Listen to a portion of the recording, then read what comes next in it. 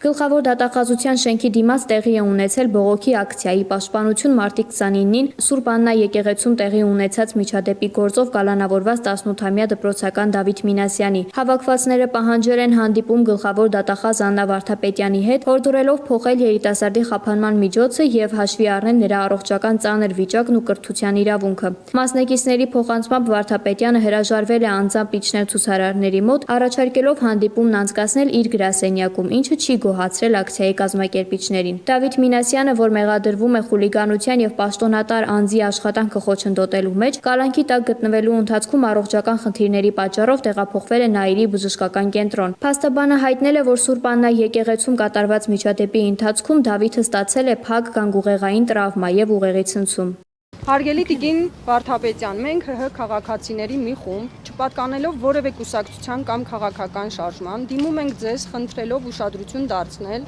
18-ամյա դպրոցական Դավիթ Մինասյանի նկատմամբ կիրառված կալանքի միջոցին։ Դավիթ Մինասյանը դպրոցական է եւ ունի առողջական խնդիրներ, որոնք մեր համոզմամբ անհամատեղելի են կալանքի պայմանների հետ եւ կարող են վտանգել նրա առողջությունն ու կյանքի անվտանգությունը։ Բացի այդ, նա փաստացի զրկված է կրթություն ստանալու հնարավորությունից, այն դեպքում, երբ դպրոցում աչքի է ընկնում բարձր առաջադիմության։ Ստեղծված իրավիճակը կարող է անդառնալի ազդեցություն ունենալ նրա հոգեբանական վիճակի, կրթության եւ ապագայի վրա,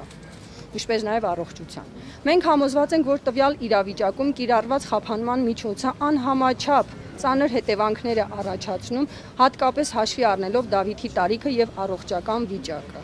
Խնդրում ենք ձեր լիազորությունների շրջանակում վերացնել Դավիթ Մինասյանի նկատմամբ կիրառված կալանքը, ձեռնարկել քայլեր, որպեսզի հնարավորինս արագ վերականգնվի Դավիթ Մինասյանի կրթություն ստանալու իրավունքը։